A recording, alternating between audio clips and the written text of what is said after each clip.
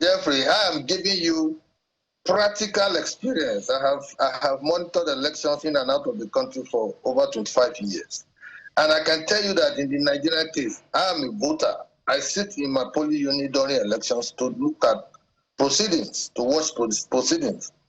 All of those things you are talking about, mutilation, that the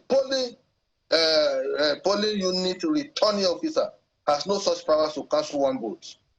He has no such powers. It is when they move it to Ward Collation Center before the glow of all party agents. But if you don't have the resources to recruit party agents, please don't complain. You must recruit at least 300,000 party agents, two per polling unit, as the case may be, for you to be double sure that if one misbehaves, one will still retain his sanity. So when you get to the Ward Collation Center, there's no magic that happens there. I keep hearing this word. Before the glare of all party agents, every result of the polling units in that ward will be presented. In my own case, we have 10 polling units in my ward, Ward 5, in Okpela, where I vote. And they will present the result one after the other. And if there are complaints by party agents on the outcome of A, B, C, and D, with respect to the voting, that is where it is trashed. It is like the local adjudication point where you sift the seed from the chaff so as to get the proper outcome of election results at the polling unit center. So the Ward Collation Center is very important. Nobody can add figures there. You cannot, except you want to dominate all the party agents. If you don't pay your polling agents, as in party agents, you don't pay them and they are hungry and another party decides to buy them over, good for you.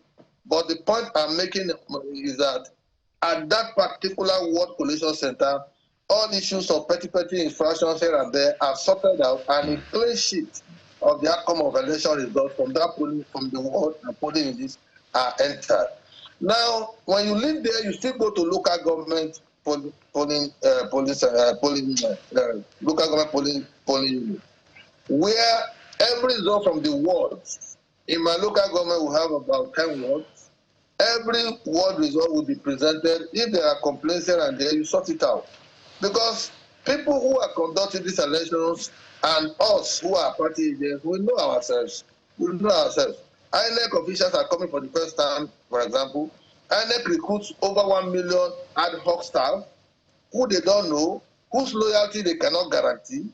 So there are a lot of things that go on during elections. And so when people keep talking about e-transmission, real-time transmission, who is doing it?